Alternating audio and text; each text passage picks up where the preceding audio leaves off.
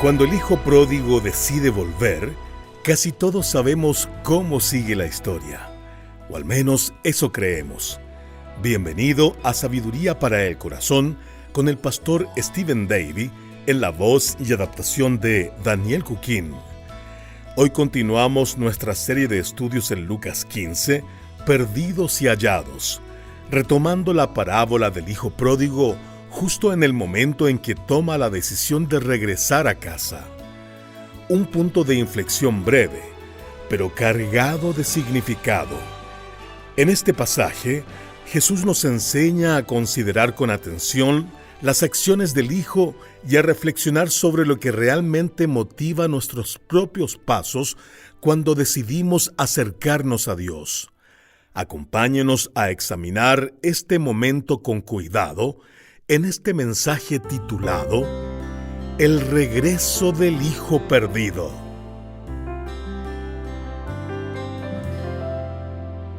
Hace apenas unos meses, el sistema de autobuses Greyhound, el mayor proveedor de transporte interurbano en Estados Unidos, conmemoró el aniversario de un programa muy significativo que lanzó hace décadas. Lo llaman De Vuelta a Casa.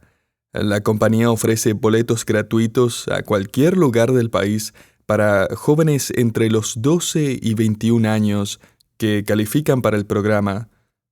Aunque todos estos jóvenes provienen de todo tipo de contextos y están dispersos por el país por diversas razones, todos tienen algo en común, algo que los hace elegibles para recibir el boleto gratis, y es que son jóvenes que se han ido de casa y quieren regresar.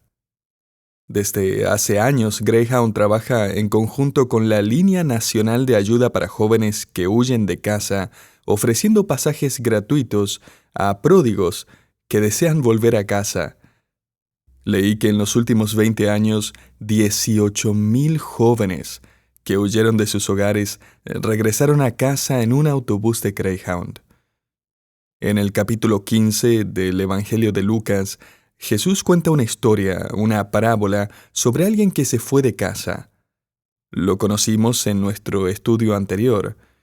Un joven que decidió que prefería irse con el dinero que pudiera reunir antes de quedarse en casa esperando la muerte de su padre para recibir su herencia completa. Así que literalmente convierte en efectivo su parte de la herencia, muy probablemente a un precio muy reducido. Es una venta apresurada, y no le importa de todos modos. Está cansado de soñar con la vida lejos de casa, y quiere una vida sin reglas, sin restricciones, sin horarios, sin rendirle cuentas a nadie. Así que solo dame el dinero y me voy. Y con eso se marcha del pueblo. Todo ocurrió tan rápido que su familia y comunidad habrían quedado atónitas y luego indignadas. Pasarían meses para que todos dejaran de hablar del tema. Si hubiera vivido en nuestra época, la canción favorita del pródigo en esa carretera hacia su libertad habría sido A mi manera, porque ciertamente vivía así. Pero mire a dónde lo llevó cantar A mi manera. Él terminó en un chiquero. Y recuerde que el problema no solo era el olor y la suciedad. Para un judío que consideraba el cerdo como un animal impuro, no había situación más baja, más humillante, ni más impura que esta.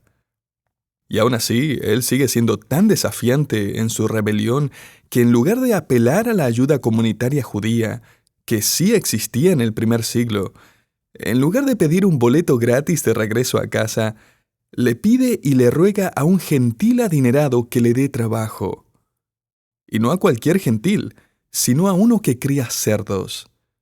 Un granjero que evidentemente ni siquiera le paga lo suficiente para alimentarse, lo que lo lleva a mendigar.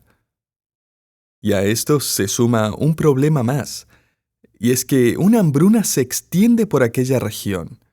Francamente, todos tienen hambre, y nadie tiene nada para compartir. Se nos dice al final del versículo 16, donde concluimos nuestro estudio anterior, y nadie le daba nada. Ahora todos lo han abandonado. irónicamente, tal como él había abandonado a todos antes.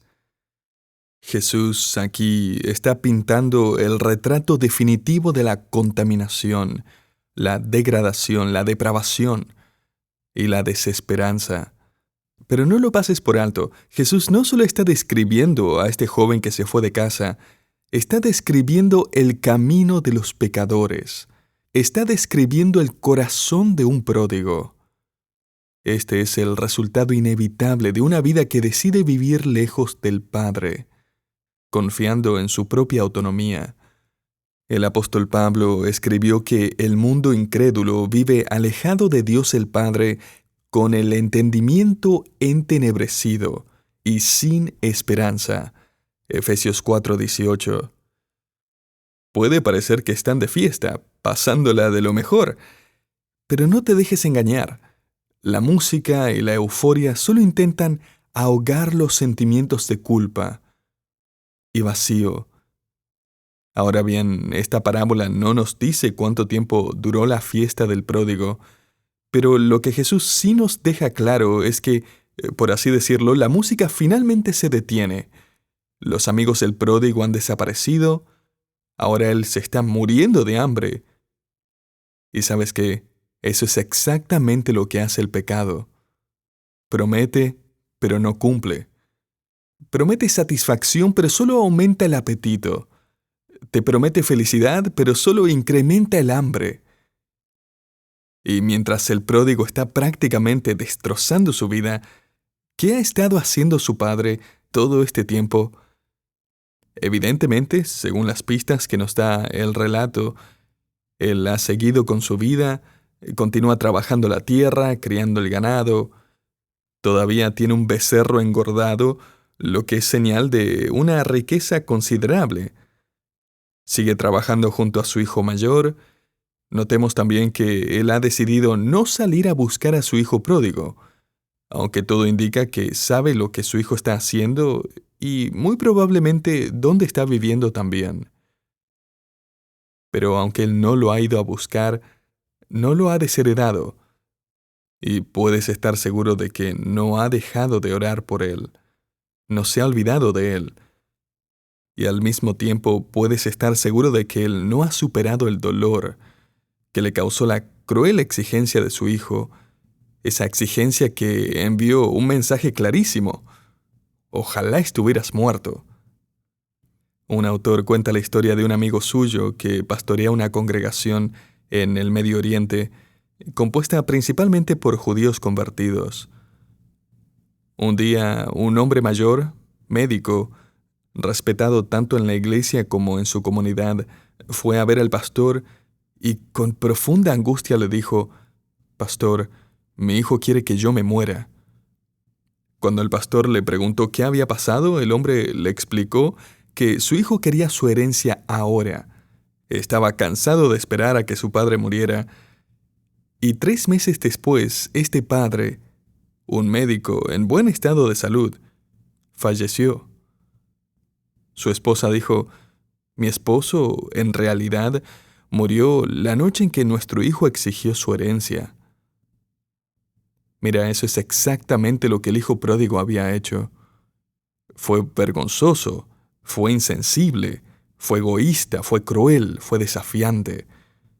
Este padre tiene todas las razones para desheredar a su hijo, realizar aquel servicio ceremonial judío de entierro practicado en aquella época para alguien que había abandonado a su familia, y luego nunca volverían a pronunciar su nombre, ni en público ni en privado. Pero este padre, aun cuando lo han abandonado física, emocional, financieramente, evidentemente sigue atento a lo que le sucede con la mirada puesta en el camino.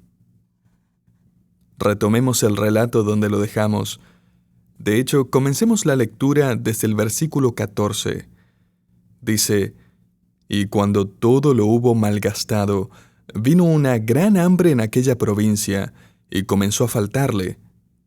Y fue, y se arrimó a uno de los ciudadanos de aquella tierra, el cual le envió a su hacienda para que apacentase cerdos. y deseaba llenar su vientre de las algarrobas que comían los cerdos, porque nadie le daba. Y volviendo en sí, dijo: ¿Cuántos jornaleros en casa de mi padre tienen abundancia de pan, y yo aquí perezco de hambre? En otras palabras, él tiene un destello de lucidez. Quizás en este punto por fin está sobrio. Se le acabaron las opciones, él está sucio, hambriento. Y mientras él vuelve a echar más comida en el comedero de esos cerdos felices, volvió en sí, como dice la Reina Valera, o como dicen otras versiones, entró en razón. Es como si despertara de golpe y se dijera: ¿pero qué estoy haciendo aquí? Estos cerdos viven mejor que yo. Chuck Swindoll escribió sobre este pasaje que el remordimiento por su rebelión no lo conmovió. El pesar por su pecado no estremeció su conciencia. La humillación de cuidar cerdos no despertó su herencia judía. Fue darse cuenta de que los cerdos disfrutaban de una vida mejor que la suya lo que provocó este momento de claridad. Entonces, ¿qué ocurre a continuación? Muchas veces pasamos por un pasaje rápidamente y llegamos no a una herejía, pero sí a una interpretación superficial. Déjame decirte lo que normalmente pensamos que sucede, porque simplemente no nos detenemos a estudiar el texto. Este hijo pródigo termina en el chiquero y allí entra en razón y se arrepiente maravillosamente, se da cuenta de que ha pecado de muchas maneras y no puede esperar para volver a casa y poder reconciliarse con su amado padre.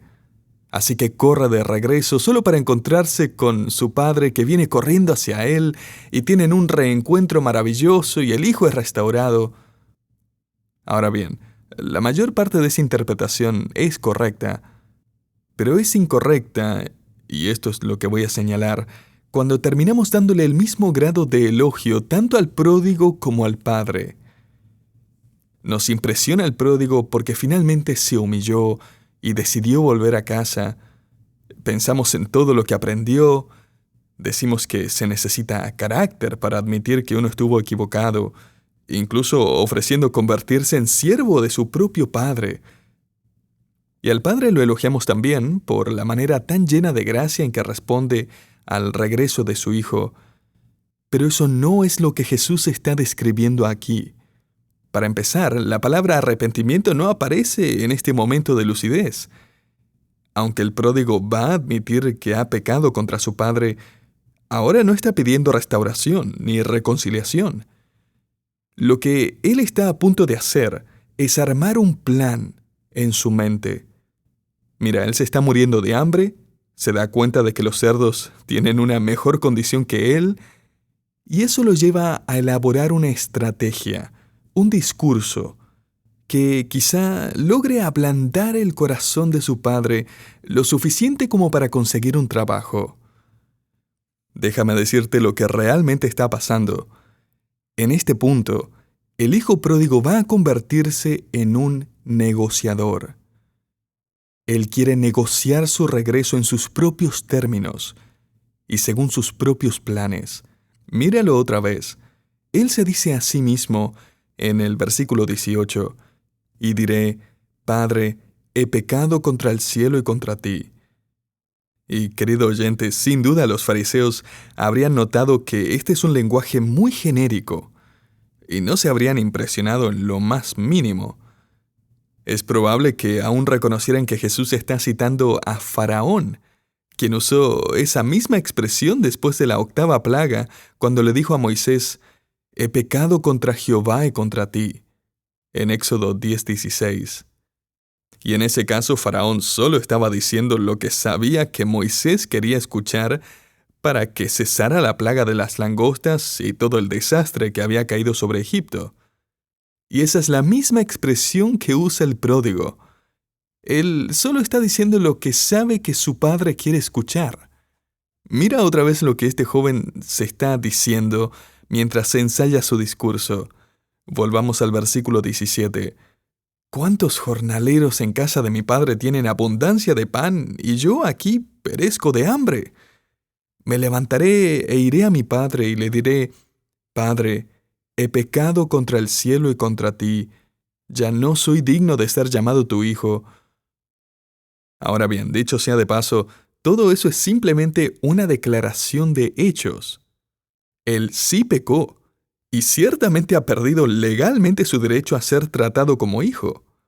Pero fíjate bien, él solo está admitiendo su pecado de manera muy general, reconociendo que ha perdido su estatus. Y luego viene lo que realmente está insinuando. Padre, ¿acaso debo morirme de hambre y quedarme sin ninguna esperanza para el futuro? Un autor escribió que, en realidad, él solo está tratando de despertar la compasión de su padre. Tal vez te ayude a notar qué es lo que está faltando en su discurso. Como padre o madre, quizás te resulte familiar una cosa que todos hemos hecho cuando nuestros hijos necesitaban pedirle perdón a su hermano o hermana. Normalmente, al confrontarlos, dicen que, perdón. Y nosotros respondemos, ¿perdón por qué? Bueno, perdón por eso. ¿Por qué cosa exactamente? Y hacemos que diga exactamente lo que hicieron mal. Porque todos sabemos que el corazón pecador quiere esquivar la confesión genuina, admitiendo lo menos posible, generalizando lo más posible. Mira, en este discurso que el pródigo está ensayando allá en el chiquero, no piensa confesar ningún remordimiento por la vergüenza que le causó a su familia. No va a mencionar el dolor que le provocó a su padre. No va a reconocer lo egoísta, lo insensible de su exigencia, hecha mientras su padre aún vivía. No va a expresar ningún pesar por haber malgastado todo su dinero en maldad e inmoralidad. Y sobre todo, ¿notaste que ni siquiera está pidiendo perdón? Eso es tan genérico como decir, papá, hice algunas cosas malas, ahora ya no soy heredero, y no tengo plata, y no estoy en una buena condición, y tengo mucho hambre, así que esto es lo que quiero que hagas por mí. Y sabemos esto por la dirección que toma su petición. Aquí es donde apunta su negociación. Este es el verdadero deseo de su corazón, expresado en la última parte del versículo 19. Hazme como uno de tus jornaleros. Y tal vez pienses ahora, espera un momento, eso sí me suena a una verdadera humildad. O sea, él quiere convertirse en siervo y hacer cualquier trabajo humilde, aún humillante que su padre le asigne, con tal de poder comer. Pero fíjate bien, quizá quieras encerrar la palabra jornalero en tu Biblia. Aparece en el versículo 17 para referirse a los jornaleros de su padre, y vuelve a aparecer en el versículo 19 cuando planea pedirle a su padre que lo haga a uno de ellos.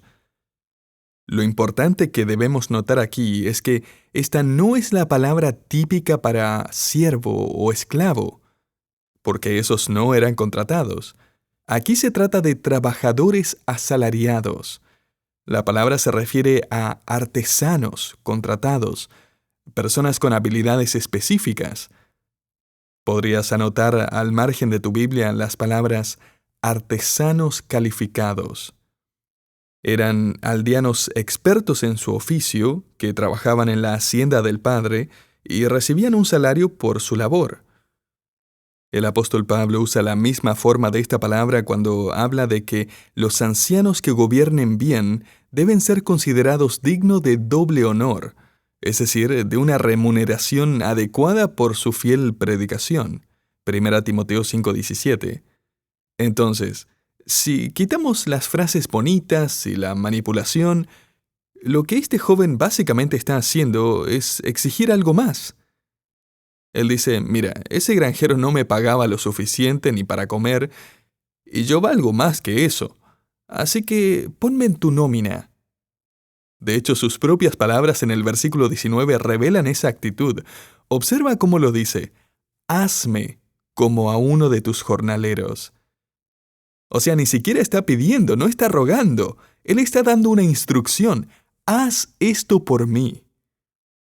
La expresión hazme puede entenderse también como fórmame, conviérteme en esto. O sea, haz de mí un artesano calificado. Algunos historiadores creen que está pidiéndole a su padre que le pague por la formación o entrenamiento como artesano para que él luego pueda adquirir un nuevo oficio. Quiere convertirse en un aprendiz para conseguir un buen empleo. Mira, su discurso de negociación no es tan distinto de su exigencia anterior en el versículo 12. Padre, dame la parte de los bienes que me corresponde. En este punto, él no está interesado en restaurar su relación con su padre. Lo que intenta hacer es negociar la influencia y el dinero de su padre para poder comenzar una nueva etapa profesional. Registros históricos nos muestran que los artesanos contratados no vivían en la hacienda donde trabajaban, no tenían una relación personal con el dueño de la propiedad y, por lo general, vivían en una aldea cercana. El teólogo Kenneth Bailey, quien pasó su vida enseñando en Medio Oriente, dedicó décadas a estudiar la cultura que rodea las Escrituras. De hecho, escribió un comentario completo sobre esta parábola. Y Bailey explica que, según la costumbre de aquella generación, el pródigo le estaba pidiendo a su padre que lo ayudara a establecerse económicamente para que pudiera vivir en la aldea separado de su padre y de su familia, y allí podría mantener su orgullo, recuperar su independencia, y como un artesano asalariado, incluso podría pagar el dinero que había perdido. En otras palabras, había diseñado un plan para salvarse a sí mismo. Querido oyente, este no era arrepentimiento ni reconciliación, era una resolución personal. Observa cómo se lo dice a sí mismo en el versículo 18. Me levantaré, iré, diré a mi padre. En otras palabras, voy a negociar un arreglo que se ajuste a mis necesidades, en mis propios términos. ¿Ves lo que está pasando? El pródigo sigue pensando que todo gira en torno al dinero. Sigue pensando en términos de mérito y compensación. Si solo puedo lograr volver a la civilización, recuperar un estilo de vida decente, conseguir un trabajo bien pagado, voy a poder pagarle a papá. Y quién sabe, quizás hasta logre ganarme su favor otra vez y terminar con la cabeza en alto. Mira, eso no es salvación, eso es religión. Esa es la vida de un fariseo. La religión siempre ofrece escalones para subir, obras que hacer. Pero el Evangelio comienza con una rendición total. La religión confía en el esfuerzo humano, pero la salvación se arrepiente, descansa únicamente en la gracia de Dios. Jesús está anunciando que el cielo no se regocija porque un pecador descubrió la manera de pagarle a Dios, de recomponer su vida por sus propios medios. El cielo se regocija por cada pecador que se arrepiente. Pecadores que reconocen que nunca podrán arreglar su vida por sí mismos, que no tienen nada que ofrecerle a Dios sino polvo, suciedad, inmundicia, corrupción, pedazos rotos. Jesús no nos da esta parábola para destacar el arrepentimiento del pródigo. La da para destacar el perdón del Padre. El reflector no está sobre la culpa del pródigo, está sobre la gracia del Padre. Aquí Jesús no nos está llevando a decir, wow, qué tipo que fue ese pródigo. No, sino qué Dios tan grande y lleno de gracia. El pródigo no se arrepentirá sino hasta que emprenda el camino de regreso y sea testigo de la manera en que actúa su padre. Es entonces cuando él acorta su discurso. Él nunca llega a pronunciar las palabras, dame un trabajo con salario. Él se detiene justo donde debe hacerlo. En ese momento, él se da cuenta de que, después de todo, no tiene nada que ofrecerle a su padre. Y es entonces que él mira lo que su padre tiene para ofrecerle a Él. Eso, querido oyente, es la salvación. Así que aquí viene el hijo pródigo. Tal vez no va montado en un autobús con un boleto gratis. Quizás va sobre una mula vieja y gris, si es que todavía puede pagar por algo así. Lo más probable es que camine todo el trayecto de regreso, cubierto de polvo y suciedad. Vuelve a casa con un plan que no le robe toda su dignidad. Vuelve por comida. Vuelve buscando ayuda económica. Pero sin saberlo, camina hacia un padre que nunca dejó de esperarlo. Un padre que aún hoy sigue mirando el camino, dispuesto a ofrecer mucho más de lo que cualquier hijo pródigo podría pedir. Él está a punto de descubrir el tesoro ilimitado de la gracia, la misericordia, el amor y el perdón de su Padre.